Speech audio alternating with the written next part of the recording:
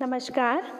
आप सभी का स्वागत है श्री रावतपुरा सरकार विश्वविद्यालय के YouTube चैनल पर। आज का विषय बहुत महत्वपूर्ण है, गृहिणियों के लिए योग व प्राकृतिक उपचार। आइए विषय पर चर्चा करते हैं। सर्वप्रथम नारी कौन है और शास्त्रों में, वेदों में उसके बारे में क्या कहा गया है, इस पर चर्चा करते हैं।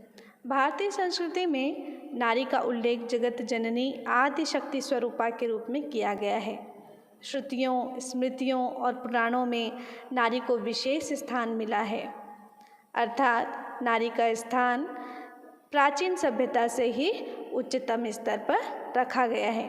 मनुस्मृति में कहा गया है, यत्र नार्यस्तु पूज्यन्ते रमन्ते तत्र देवताः, यत्रेतास्तु न पूज्यन्ते सर्वास्तफलाः क्रिया।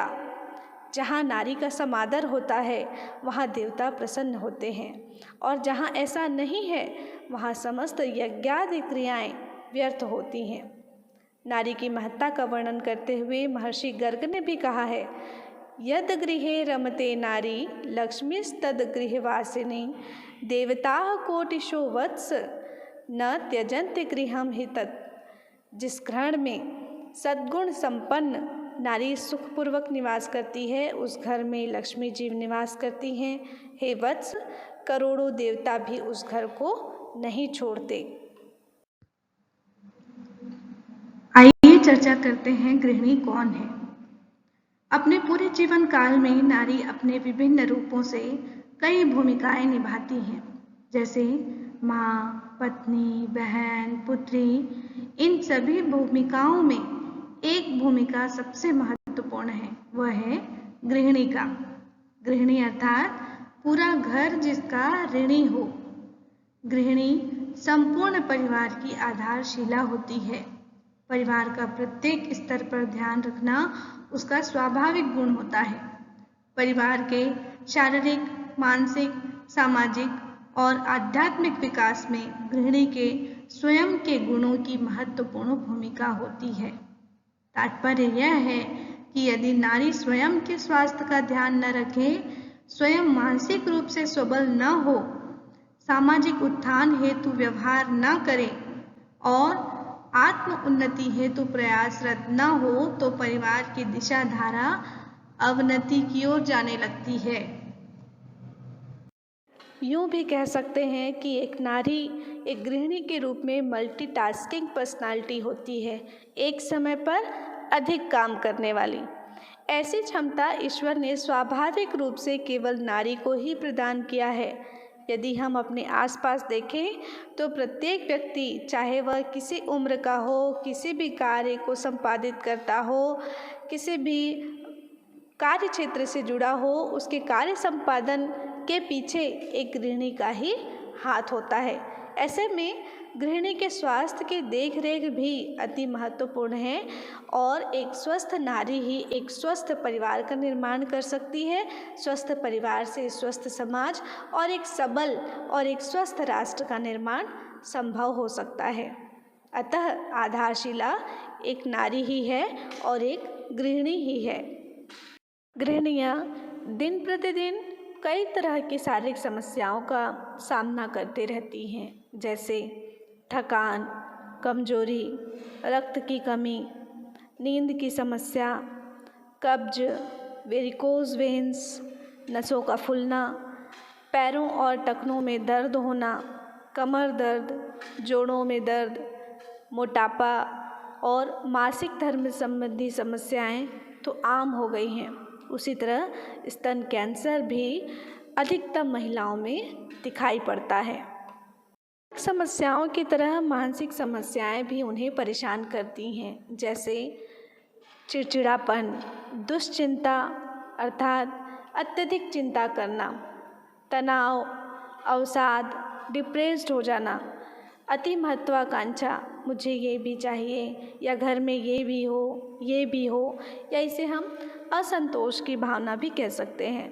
और हीन भावना, अपने आप को दूसरों से कम समझने की भावना भी उजागर होने लगती है उनके अंदर। इन समस्याओं को ध्यान में रखते हुए यह भी जानना आवश्यक है कि वो समस्याएं कहाँ से उत्पन्न हो रही हैं, ताकि उन कारणों को जानकर हम उसका सही उपचार कर सकें और उनके दिन प्रतिदिन की समस्याओं को दूर करने में हम भी मदद कर सकें। तो आइए देखते हैं वो कारण क्या है। इन समस्याओं का मूलभूत कारण पहला है भली भांति आराम न करना, विश्राम की कमी होना, एक्सर्शन बढ़ जाना शरीर पर, और कार्य की अधिकता, क्षमता से अधिक कार्य करना, श्रम की कमी। कई महिलाएं अपने आप को श्रम में लगाना ही नहीं चाहती, श्रम से जी चुराती हैं, आलस्य में लिप्त रहती हैं, उसके कारण भी परेशानियां बढ़ते जाती हैं। मशीनों पर निर्भरता, सभी कामों के लिए यदि मशीनों पर निर्भरता बढ़ जाती है तो फिजिकल वर्क कम होने लगता है। पोषक तत्वों की कमी भी एक कारण है।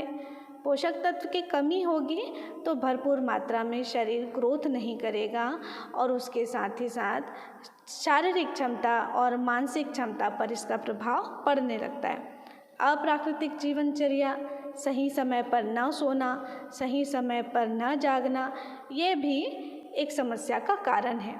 आहार संबंधी गलत आदतें ये भी हैं। समय पर भोजन न करना, अधिकतम महिलाओं को देखा जाता है, गृहिणियों को देखा जाता है कि वे काम को निपटाने या काम के चक्कर में समय से भोजन नहीं करती हैं या स्किप हो जाता है, या काम को आने वाले काम को करने के लिए जल्दी जल्दी भोजन करती हैं, खड़े खड़े कर लेती हैं, बहुत थोड़ी मात्रा में कर लेती हैं।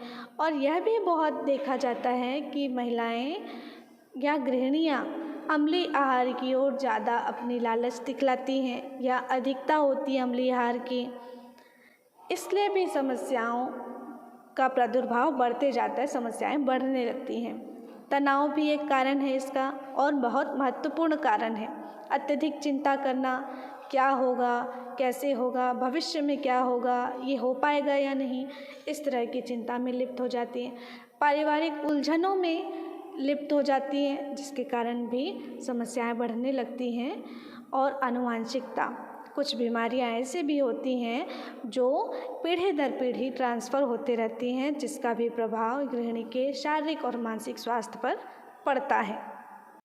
यह भी जानना बहुत महत्वपूर्ण है कि उन समस्याओं को कौन कौन सी चीज़ें बढ़ा देती हैं, बढ़ाने वाले कारक क्या हैं। तो आइए देखते हैं। पहला जो कारक है वो है चाय कॉफ़ी का अत्यधिक सेवन करना। सामान्यतः जो गृहिणियाँ होती हैं वो चाय और कॉफ़ी का ज़्यादा सेवन करती हैं, जिससे समस्याएं बढ़ जाती हैं। अप्राकृतिक जीवनचर्या, सोने और जागने का क्रम और जो दिन प्रतिदिन की दिनचर्या में जो कार्य हैं, यदि वो लेट लतीफ़ होते हैं या समय पर नहीं होते हैं, उसका भी प्रभाव स्वास्थ्य पर पड़ता है। अप्राकृतिक भोजन, डिब्बेबंद खाद्य पदार्थों का अत्यधिक सेवन करना, बहुत ज़्यादा अम्लीय आहार का सेवन करना, जंक फूड, फास्ट फूड में अधिक लिप्त होना, यह भी कारक है। स्वस्थ व्रत का पालन न करना, हाइजीन मेंटेन न करना, प्रति मास चलने वाली मासिक प्रक्रिया में अपने आप को हाइजीन मेंटेन न कर पाना या साफ सफाई का ध्यान न रख पाना, ये भी एक कारक है। गर्भ निरोधक दवाइयों का अत्यधिक प्रयोग, अगर कॉन्ट्रासेप्टिव पिल्स का अत्यधिक प्रयोग करती हैं गृहिणियाँ तो उसके कारण हार्मोन्स इम्बैलेंस होने लगते हैं और अलग अलग तरह के शारीरिक और मानसिक परेशानियाँ शुरू हो जाती हैं। और यह भी बहुत बड़ा कारक है बच्चों के जन्म के बीच अंतराल कम होना, इससे भी शारीरिक क्षमता कम होने लगती है और भरपूर विश्राम शरीर को नहीं मिल पाता। अत्यधिक सोचना, किसी बारे में बार बार सोचना और गलत धारणा बनाकर रखना, इस तरह की चीज़ें भी समस्याओं को बढ़ा देती हैं। और भय होना, डर होना, भविष्य की या वर्तमान की किसी बात को सोचकर, ये बढ़ाने वाले कारक हैं। देखते हैं इन समस्याओं में किन किन योगाभ्यासों को करने से लाभ होगा या किन अभ्यासों को दिन प्रतिदिन हम शामिल कर सकें, ताकि गृहिणियों के शारीरिक और मानसिक परेशानियों को दूर किया जा सके। प्रतिदिन ऊषापान करें। ऊषापान में उकड़ू बैठकर गुनगुना पानी पीना है 1 से 2 गिलास। जितनी आपकी क्षमता हो या आवश्यकता महसूस हो 1 या 2 गिलास पी सकते हैं। साथ ही 3 आसन जरूर करें, ताड़ासन, तिर्यक ताड़ासन और कटी चक्रासन। अभ्यासों के चित्र पीछे दिए गए हैं। शुद्धि क्रिया प्रतिदिन कपालभाति के 30 से 50 स्ट्रोक जरूर करें। हफ्ते में 1 दिन जल नेति करें।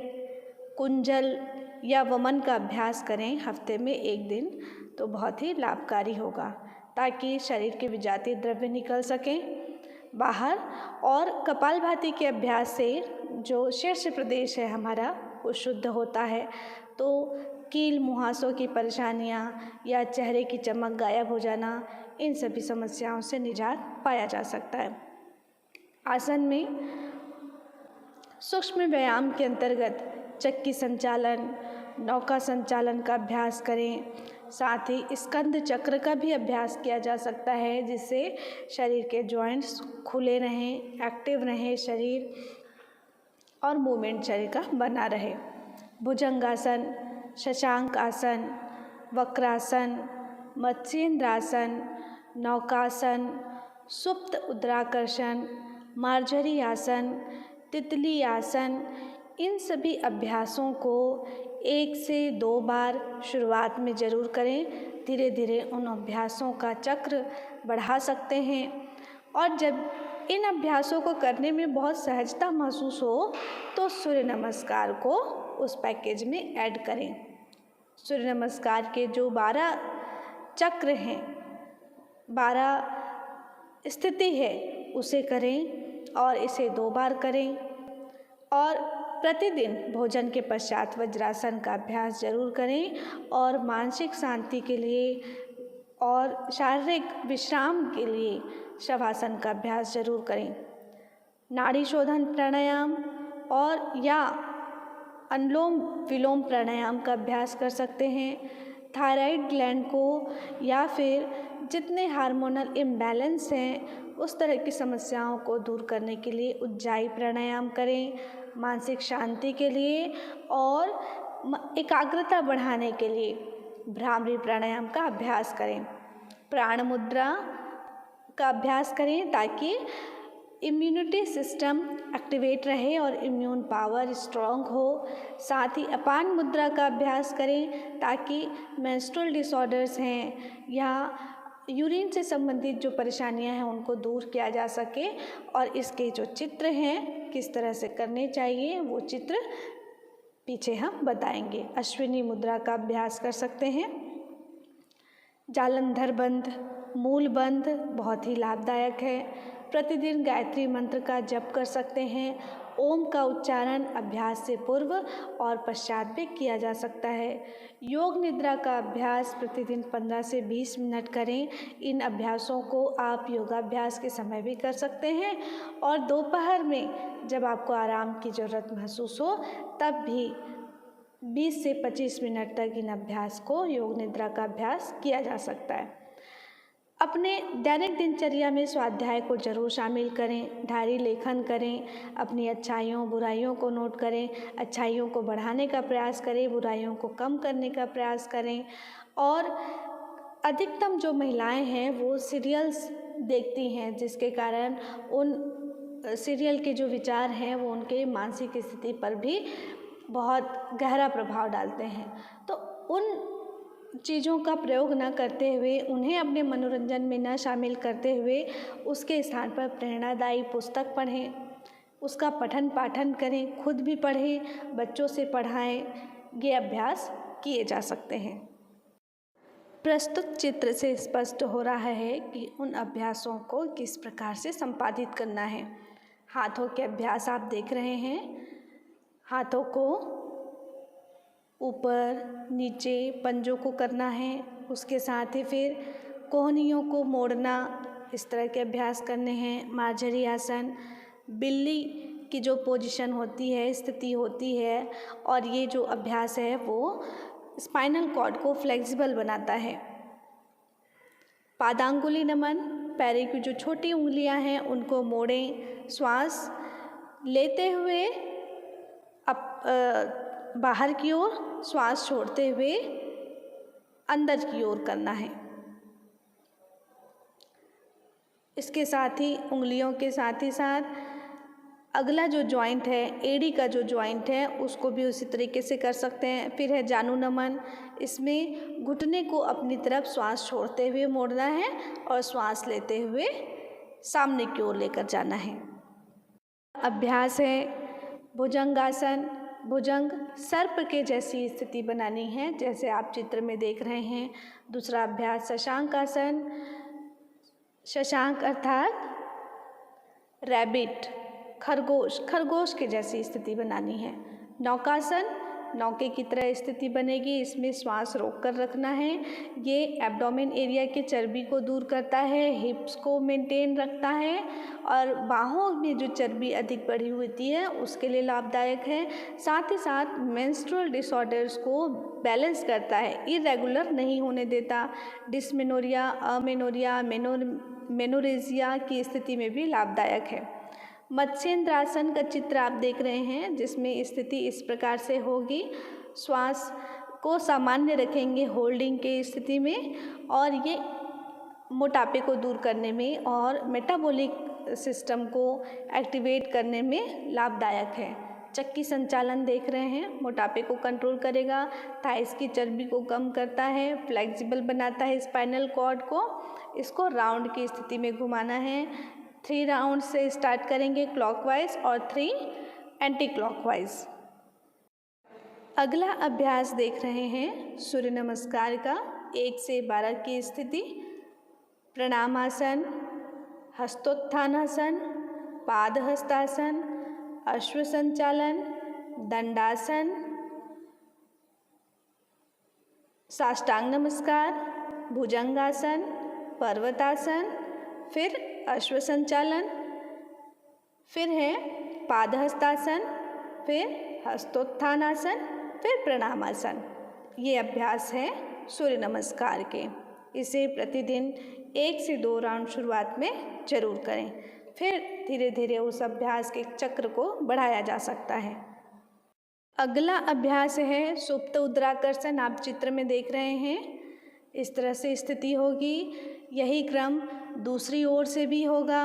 इसमें कमर वाला भाग, पेट वाला जो भाग है वो ट्विस्ट होता है, जैसे कपड़ा निचोड़ते हैं उसी प्रकार से, और ये कमर दर्द में लाभदायक है, स्पाइनल कॉर्ड को फ्लेक्सिबल बनाता है, वेरिकोज वेन में लाभदायक है, साथ ही साथ मोटापा को कंट्रोल करता है, अपच की परेशानी, कॉन्स्टिपेशन, पाइल्स की समस्या को दूर करता है। अगला जो अभ्यास है वो है मकर आसन। मगरमच्छ के जैसी स्थिति है यहाँ पर। ये आरामदायक स्थिति है। यदि आराम करना हो और बैक पेन की परेशानी हो तो ऐसे में मकर आसन बहुत यूज़फुल है। इन अभ्यासों को करने के पश्चात शवासन 5 मिनट के लिए ज़रूर करें। सभी अंगों को रिलैक्स करें, महसूस करें कि आपका पूरा शरीर स्वस्थ हो रहा है और दिव्य प्राण ऊर्जा समाहित हो रही है। जितनी एनर्जी आपने लॉस की है उतनी एनर्जी आपको वापस मिल रही है और प्राण ऊर्जा पूरे शरीर में संचारित हो रही है। प्रतिदिन भोजन के पश्चात वज्रासन का अभ्यास जरूर करें। चित्र में स्थिति बताई गई है।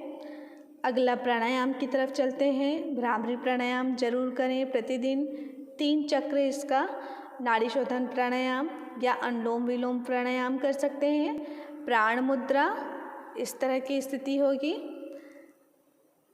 कनिष्ठ उंगली और अनामिका उंगली को अंगूठे के सिरे पर लगाना है, ये कहलाता है प्राण मुद्रा। अपान मुद्रा में अनामिका उंगली और मध्यमा उंगली को अंगूठे के सिरे पर लगाना है, ये कहलाता है अपान मुद्रा। प्राकृतिक चिकित्सा के अंतर्गत पेट की समस्या को दूर करने के लिए सप्ताह में 2 दिन गुनगुने पानी से एनिमा लें। पेड़ों पर और माथे पर मिट्टी की पट्टी लगाएं। संभव हो तो प्रतिदिन शुरुआत में कर सकते हैं, फिर धीरे धीरे सप्ताह में 2 से 3 दिन इसको किया जा सकता है। गुनगुने पानी का कटी स्नान लें सप्ताह में 2 दिन 15 से 20 मिनट के लिए। गुनगुने पानी का पाद स्नान लें, जिसे हॉट फुट बाथ कहा जाता है। सप्ताह में 3 से 4 दिन 15 से 20 मिनट के लिए। पवन स्नान, जिसे हम मॉर्निंग वॉक कहते हैं, प्रतिदिन 15 से 20 मिनट जरूर करें। सूर्य स्नान करें। मॉर्निंग वॉक से आते समय जब सूर्य उदय हो जाए तो सूर्य के प्रकाश के सामने अपने शरीर को रगड़ सकते हैं, सूखे कपड़े से भी और हाथों से भी। मालिश को दिनचर्या में शामिल करें। हो सके तो सिर की मसाज करें, अपने कंधे की मसाज करें या करवा सकते हैं स्पाइनल कॉर्ड की मसाज करें। संभव हो सके तो लोकल मसाज हो सकता है, और यदि संभव हो पाए तो फुल बॉडी मसाज भी अवश्य लें। उपवास, हफ्ते में 1 दिन सिर्फ पानी से उपवास करें। कोशिश करें कि बिना पानी के उपवास न रहें, और पानी के सेवन करने से जितने भी टॉक्सिन्स हैं बॉडी के, विजातीय द्रव्य हैं, वो स्वतः दूर हो जाते हैं, तो परेशानी आधी कम हो जाती है। इसलिए कोशिश करें कि जब भी उपवास रहें तो भरपूर पानी पिएं। बाकी दिन या अपने डाइट के साथ ही लिक्विड डाइट को अधिक से अधिक अपने आहार में शामिल करें। रसोपवास कर सकते हैं, फलोपवास कर सकते हैं। आहार में तरल पदार्थों का सेवन करें, अंकुरित अनाजों का सेवन अधिक करें, सलाद का सेवन अधिक करें, और सात्विक आहार को अपने डाइट में शामिल जरूर करें। कटी स्नान के चित्र यहाँ पर दिखाए जा रहे हैं। इसमें एक टब ले सकते हैं, घरों में बड़ा टब भी होता है। एक चौकी पर पैर रखना है, और कमर वाले भाग पर कपड़े नहीं होने चाहिए, और ये इस प्रयोग को 15 से 20 मिनट करना है। पानी गुनगुना ले सकते हैं। गर्मी के दिनों में नॉर्मल पानी का प्रयोग कर सकते हैं, और इसका अवश्य ध्यान रखें कि इस प्रयोग के समय सिर पर ठंडा तौलिया जरूर हो, और जब भी कटी स्नान लें उसके पूर्व 1 से 2 गिलास पानी जरूर लें। इसी तरह फुट बाथ, पाद स्नान, घरों में बाल्टी होती है, बाल्टी में गुनगुना पानी ले लीजिए जो सहन शक्ति के अनुसार हो, और उसमें दोनों पैरों को डालना है। ऊपर से कंबल कवर कर सकते हैं, कंबल या शॉल कवर कर सकते हैं। और इस प्रयोग को करने से पहले 1 या 2 गिलास पानी जरूर पिएं, नॉर्मल पानी, और सिर पर ठंडा तौलिया जरूर रखें। क्या करें? गृहिणियों को हमेशा ध्यान रखना चाहिए कि वे इन बातों को अवश्य फॉलो करें। संतुलित आहार लें, समय पर भोजन करें, क्षमता अनुसार श्रम करें, स्वस्थ और प्रेरणाप्रद मनोरंजन को अपनाएं, स्वस्थ वृत्त का पालन करें, संयमित दिनचर्या का पालन करें, और क्या ना करें? श्रम से जी न चुराएं, अत्यधिक श्रम से भी बचें, तनाव, अत्यधिक चिंता से बचें, नशे से दूर रहें, अत्यधिक दवाइयों के सेवन से बचें, एक ही अवस्था में लंबे समय तक न रहें, न तो अधिक समय तक बैठे रहें, न अधिक समय तक खड़े रहें, निंदा आदि अवगुणों से हमेशा दूर रहें। अभ्यास संबंधी सावधानियों का जरूर पालन करें, जैसे योगाभ्यास हमेशा खाली पेट या भोजन के 3 घंटे बाद ही करें। योग के अभ्यासों को क्षमता अनुसार ही करें, अत्यधिक जोर न लगाएं। योगाभ्यास करते समय ढीले कपड़े पहने, स्वच्छ व शांत वातावरण में अभ्यास करें। योगाभ्यास व प्राकृतिक उपचारों को मासिक धर्म काल में बिल्कुल न करें। प्राकृतिक चिकित्सा के सूर्य स्नान हेतु तेज धूप में बिल्कुल न रहें, केवल सुबह की धूप का ही सेवन करें। योगाभ्यास व प्राकृतिक उपचारों के तुरंत बाद स्नान न करें, कम से कम आधे घंटे का अंतराल जरूर रखें। योगाभ्यास व प्राकृतिक उपचारों के कम से कम आधे घंटे बाद ही भोजन करें। प्रत्येक व्यक्ति ध्यान रखें कि गृहिणी के स्वास्थ्य की रक्षा करना न सिर्फ उसका कर्तव्य है बल्कि हम सभी का कर्तव्य है, और इन प्रयोगों से, इन अभ्यासों से उनकी समस्याओं का समाधान किया जा सकता है। धन्यवाद।